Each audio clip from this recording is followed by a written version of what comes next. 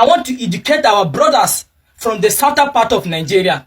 These people have been too gullible, too bragging that the northern part of Nigeria are illiterate and uneducated. Today, I want to represent. Hello and what's up, guys? In this video, we have a bold statement from a northern youth that's already sending shockwaves across Nigeria.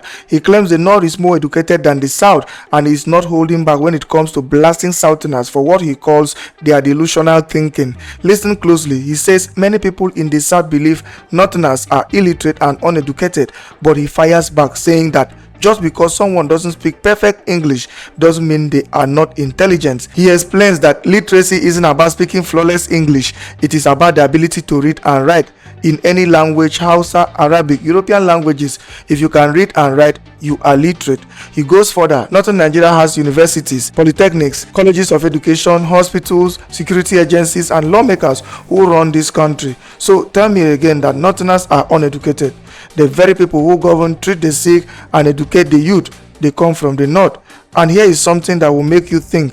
In many northern states, education is taught first in English, then in local languages, so children can read and write fluently in both.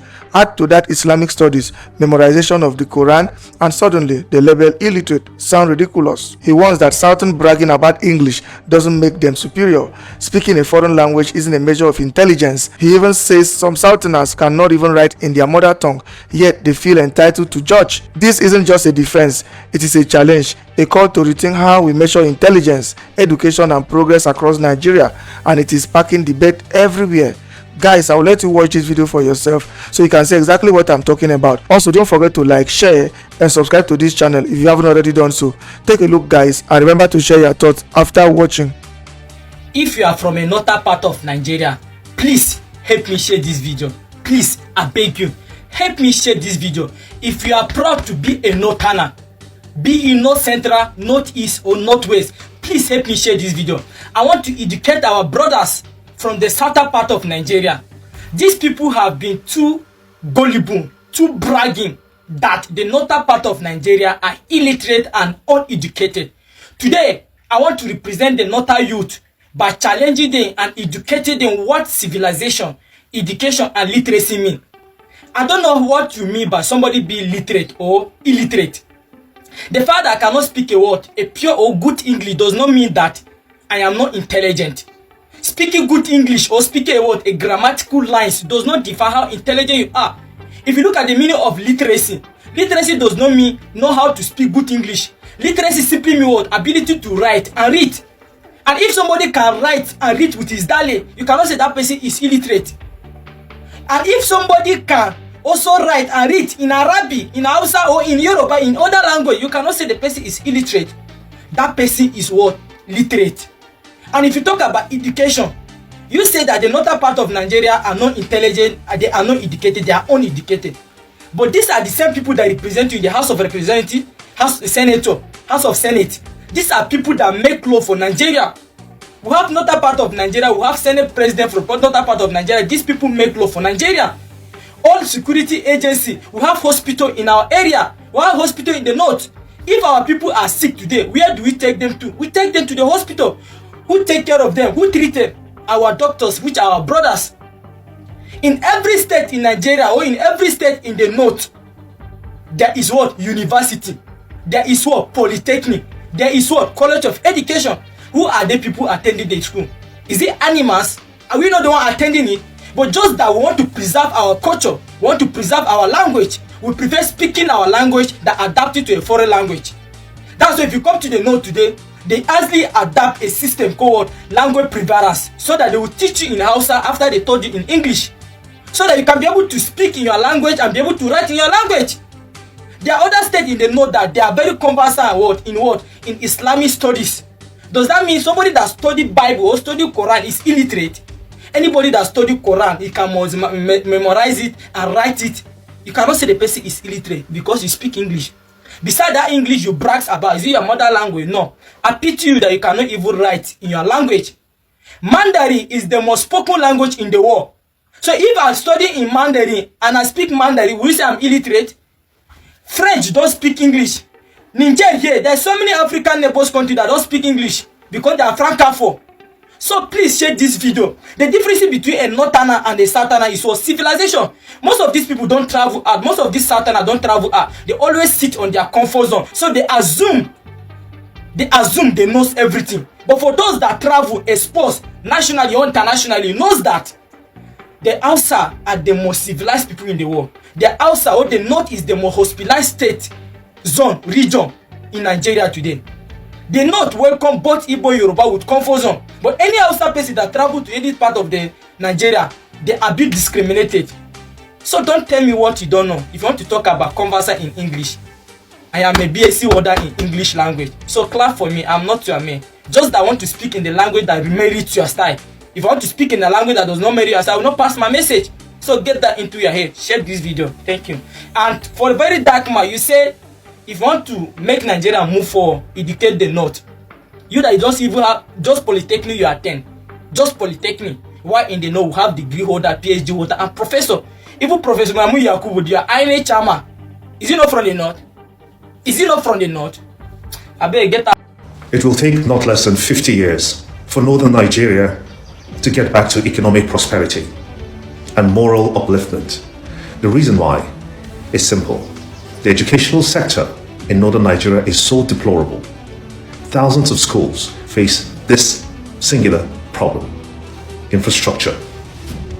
Look at this school. This is a school in Bauchi State, in northern Nigeria, northeast of the country, with a population of Almajiris in northern Nigeria hitting almost 15 million and still counting. That number significantly represents a good portion of any state in Nigeria. How can the North allow itself to deplore to such a state that it becomes practically irredeemable? Because the elite in northern Nigeria decided to look the other way and put selfishness in front first. And this has, over the years, at least over the past possibly 40 to 50 years, eaten deep into the societal fabric of northern Nigeria, such that religion, ethnicity plays the major role in any decision, including governance in northern Nigeria. Compare that to the southwest of Nigeria. The southwest has what you call DAWN, the DAWN agenda, D-A-W-N, development agenda of Western Nigeria. That is what they have, where it doesn't matter if you are a governor from a particular party, say the APC, and another is from the PDP. They unite, come together, empower their youths, train their youths, love their youths, very importantly. I left northern Nigeria to get an education in the southwest. So also have many northerners left the north to get education in schools like in Ibadan or Unilab or LASU or Uniben. But today the story has worsened for the northern part of the country, so much so that the bill, a tax bill, was being rejected. It has now been refashioned with just a 10% increase in some parts of it to, differentiate it from what President Bola Ahmed Tinubu proposed. But for how long will the North continue to run away from this truth? Living in denial will not help anyone, will not help any situation. How can you have schools like this without no tables, no windows, the walls are already scraped off, no roofs, and then you expect that you will be able to compare educational levels in the southwest of Nigeria to the northern part of the country? It is over. We cannot joke about this anymore. The truth is there to see. Until the leaders, the governors, the senators in northern Nigeria begin to see that their traditions and religion has helped them to fall short, and then their own selfish interest is working against the development of northern Nigeria to the collective good of the whole of the country, then we'll begin to identify the key areas that must be tackled once and for all, one of which is this educational thing. How do you expect students to assimilate, to learn in an environment that is totally chaotic, morally degrading, and insensitive, yet you call these schools? And then I was listening to the Minister of State for Education. She talked about using AI to further the course of education in Nigeria. And then I said, look into the mirror. Have you been able to tackle just the normal education first? Have you been able to provide infrastructure? You cannot begin to put the cart ahead of the horse. So let us introspect in the North and see that we are faced with dire consequences, dire problems. And until we agree that these problems have the capacity to ruin the North even further, no wonder you see that we have all these societal vices, kidnappings. Before kidnappings was Boko Haram. Until we're able to face these facts and settle to begin to work for the North, then we'll only be going round in circles. Abeg, what is happening with the educational system in northern Nigeria? First of all, I just saw the result of NECO. Out of the 36 states of Nigeria, the first 12, Taraba came number 12. Kano, Kaduna, Center of Learning.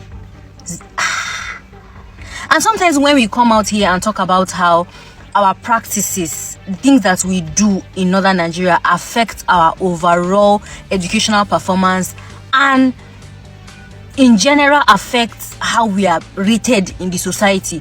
You say, people say, shut down, what is our business? So people see our life in the TT. I think we are to know. Are you watching Nigeria? Our educational system is in the gutters.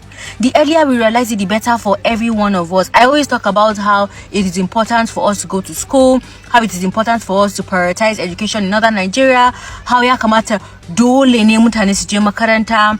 And the fact that most times when you hear insurgents and insecurity and all these attacks in northern Nigeria, they are in schools. I am wondering, why are they in schools?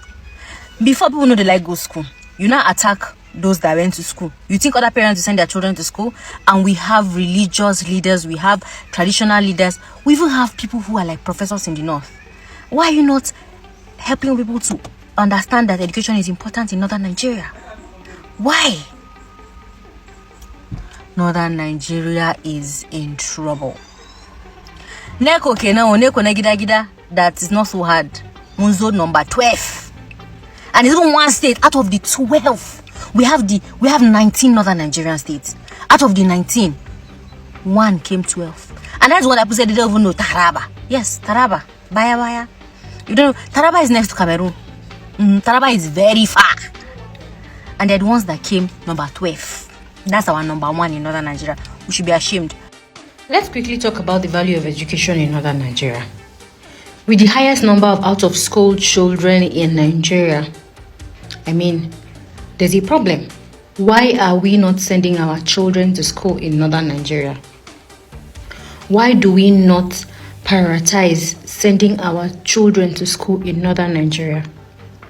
Aside the fact that our schools are in the most horrible conditions ever, we also have some of the worst equipment and facilities for education and educational purposes. We also have very little resources put into education in northern Nigeria and very little encouragement to parents. Why are people not encouraging parents to send their children to school? These are some of the questions that we need to answer, bearing in mind that even the ones who eventually send their children to school have encountered one level of insecurity or another. If it has not happened to you, it has happened to somebody you know. Bad as the bad, if you live in northern Nigeria and you are a northerner, you must have seen, you must have known or experienced or know somebody that knows somebody that has once been attacked in schools, because it is very rampant. Even DNA, even NDA here in Kaduna was attacked. So who is safe? Almost every state has had one form of educational mishap or another. And then we now have graduates who cannot even defend their certificates. What is the value of education in northern Nigeria? Education is the key to explore the world. It is good to be wise, to be street smart, to know your religion, all of these things are very good. But you know what's good and what will take you further than you would ever know is education. Aside connection, of course, you know how Nigeria works. So what, in your opinion, is the value of education in northern Nigeria? Ahmadu Bello fought to have a lot of institutions in northern Nigeria. He's known as the pioneer of education in northern Nigeria. So what happened? Where did we get it wrong?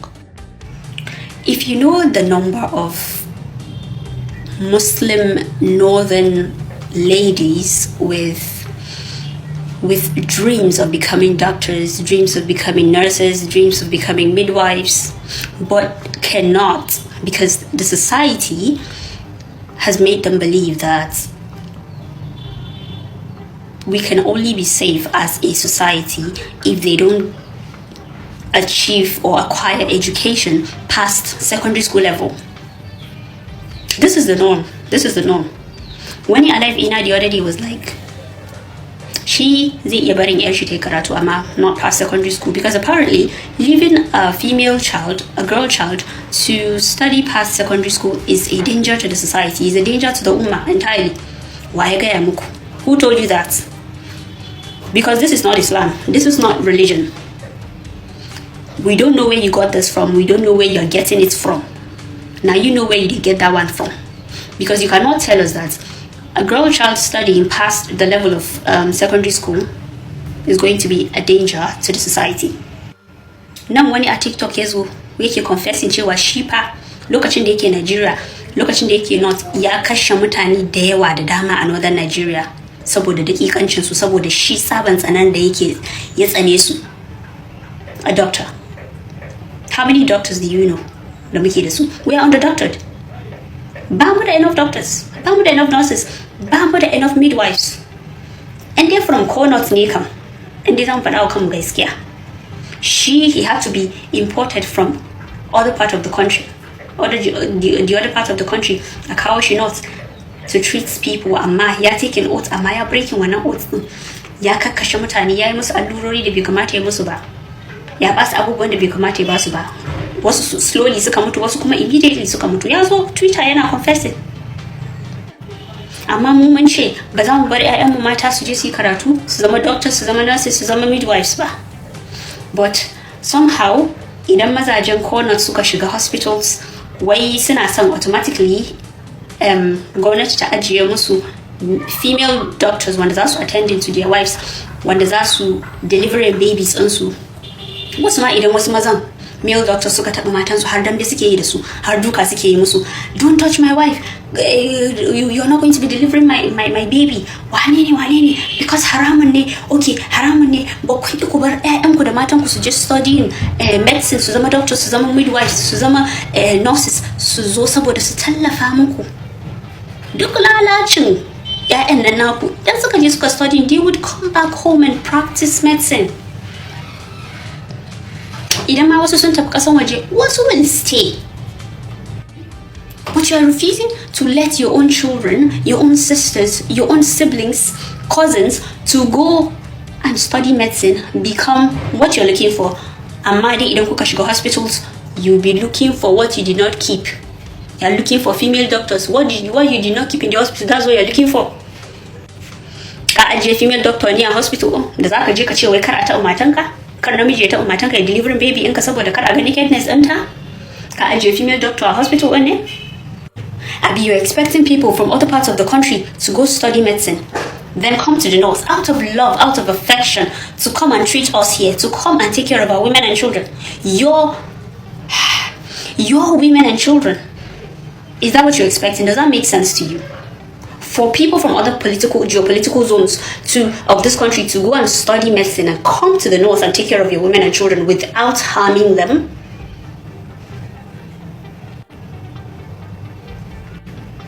Guys, we need to do better. Wallahi, we need to do better. You need to let those children, yaran matan nan suna son su, when you ask them, they'll just tell you, I want to become a nurse. Ina so in zama malamin asibiti. Come on, you're killing their dreams. Let them go out and study. Let them become what they want to become. Let them contribute to their society, to their country. Let them make us proud. We cannot be everywhere at the same time. You need to let someone do something. You need to let your children dole ku bar ƴaƴanku su je su study in medicine din nan, su je su yi karatu. Idan ba kwa so a ci gaba da kashe mu, idan ba kwa so a ci gaba da delivering ƴaƴanku by male doctors, Allah ba zai turo mana da shi ta sama ba. Allah ba zai turo mana da female doctors ta sama don kawai mu ba ma san male doctors su taɓa matan ku, su matan mu da 'ya'yan mu ba. We need to let our children be what we're looking for. You cannot go to the hospital and be looking for what you did not keep. Mu yi jihadi, mu ji tsoron Allah, mu yi jihadi, mu bar 'ya'yanmu mata su fita su je su yi karatu, su zama abubuwan da suke son su zama, su dawo gida, su making mu proud. Su zama doctors, su zama nurses, su zama midwives, saboda mu ma idan muka je asibiti za mu ga namu a wurin, za mu ga namu wanda suka lullube kansu, za mu ga namu wanda suke yaran da mu ma muka iya, za mu ga namu wanda za su mutunta mu, wanda za su yi mana aiki tsakani da Allah ba wanda suke so Allah suke su tafi su kashe mu ba. Ba ku kaɗai ne kawai kuke da problem, ku damun ku ma kawai damun ku kawai jealousy ne, ba kwa so wai ku ga a ga tsirecin matar ku while she's delivering your baby. Our problem is mu ne matan suna dura mana allurori da bai kamata a yi mana ba, sun kakkashe mana yan uwa wanda bai kamata su mutu ba. Okay, mutuwa na Allah ne, but allurorin nan da suke yi, treatments da suke yi ba sa son mu. We need to let ours study. We need to let our people, our daughters, our sisters study, whether we like it or not. Please and please, let your daughters study. Let them become what they want to become. Ku bi su da addu'a, ku raka su da addu'a. Ku kai ma 'ya'yanku addu'a, ba za su lalace ba, ba abin da zai faru da su.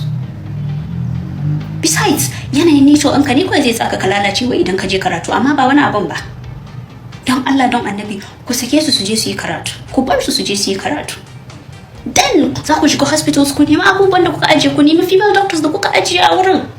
Then you will be entitled to that.